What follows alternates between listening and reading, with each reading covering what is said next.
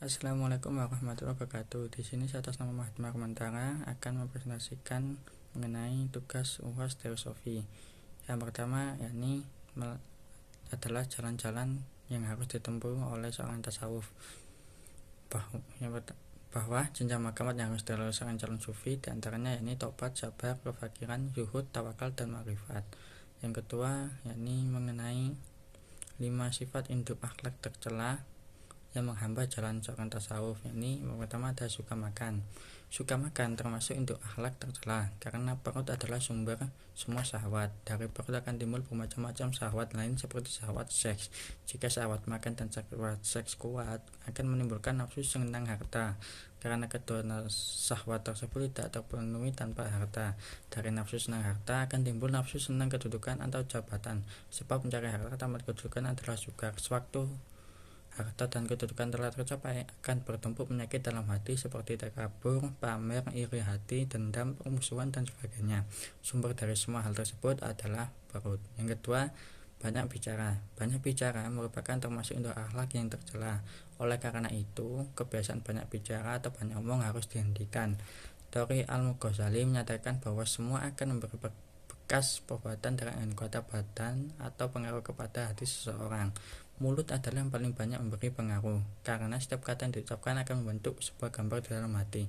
Yang ketiga, marah. Rasulullah banyak memperingatkan umatnya agar tidak lekas marah. Yang keempat, yakni iri hati. Rasulullah SAW memperingatkan agar seseorang tidak memendam rasa iri hati terhadap orang lain. Yang kelima dan yang terakhir, pelit, kikir, atau bagil. Pelit, kikir, atau bagil ini adalah perangai yang perlu ditinggalkan oleh seorang muslim. Yang ketiga, perbedaan pemikiran tasawuf Al-Ghazali dan Al-Halaj. Menurut Al-Ghazali, ada beberapa jenjang maqamat yang harus dilalui oleh seorang calon sufi.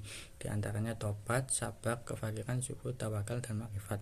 Selanjutnya, ia membagi manusia ke dalam 3 golongan, yaitu sebagai manusia yang pertama sebagai berikut. Pertama, kaum awam yang cara berpikirnya sederhana kali. Kedua, kaum pilihan atau kawas yang akalnya tajam dan berpikir secara mendalam. Yang ketiga, kaum ahli debat ahlil al-jadal. Adapun tentang kebahagiaan, Al-Ghazali berpendapat bahwa kebahagiaan adalah tujuan akhir jalan para sufi sebagai buah pengenalan terhadap Allah Subhanahu wa taala. Mulai pemikiran tasawufnya, Al-Ghazali telah mengubah ataupun tidak telah berusaha merubah istilah yang sulit menjadi mudah bagi pemahaman orang awam. Melalui pendekatan sufistik, Al-Ghazali berupaya mengembalikan Islam kepada sumber fundamental dan historis serta memberikan suatu tempat kehidupan emosional keagamaan dalam sistemnya.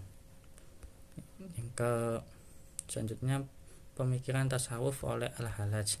Al-Halaj mencoba ke permukaan dan menjadi bahan omongan dari para umat dan sufi semasanya. Al-Halaj adalah salah satu tokoh sufi yang terkemuka pada abad ke-9. Ketenaran nama Al-Halaj dikarenakan pemikiran tasawuf falsafi yang kontroversial seperti Al-Hulul, Nur Muhammad, dan kesamaan semua agama. Akan tetapi yang paling kontroversial ialah Al-Hulul.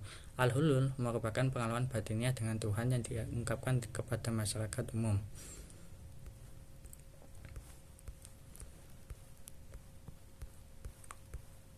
Selanjutnya,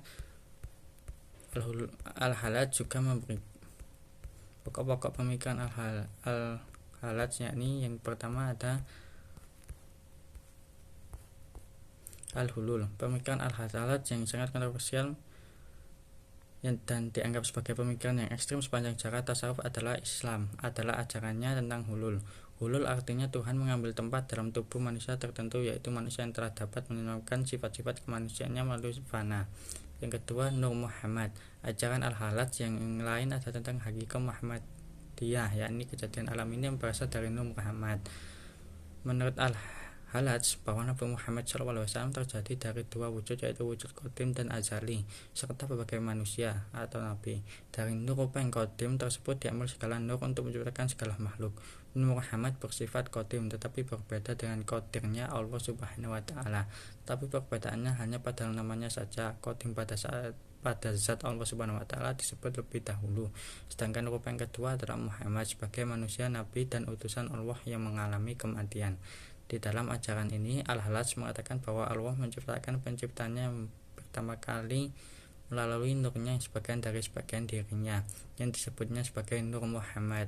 Menurut Al-Hallaj, Nur Muhammad itu telah ada sejak dulu sebelum ada penciptaan-penciptaan yang lain. Ia telah bersama-sama dengan Al-Haq sejak dulu. Yang ketiga yakni kesatuan segala agama. Di dalam ajaran kesatuan agama Al-Hallaj mengatakan bahwa agama-agama yang ada di dunia ini pada hakikatnya sama saja. Maksudnya yang disembah sama yaitu menuju Tuhan yang Maha Esa. Orang berbeda agama satu dengan yang lain bukan kehendaknya, tetapi adalah takdir Allah. Oleh karena itu seseorang tidak usah berselisih paham antara agama yang dianutnya dengan agama yang dianut oleh orang lain. Terima kasih. Wassalamualaikum warahmatullahi wabarakatuh. Dan mohon maaf apabila dalam video presentasi saya ini terdapat kesalahan atau kurang kejelasan dalam penyampaiannya.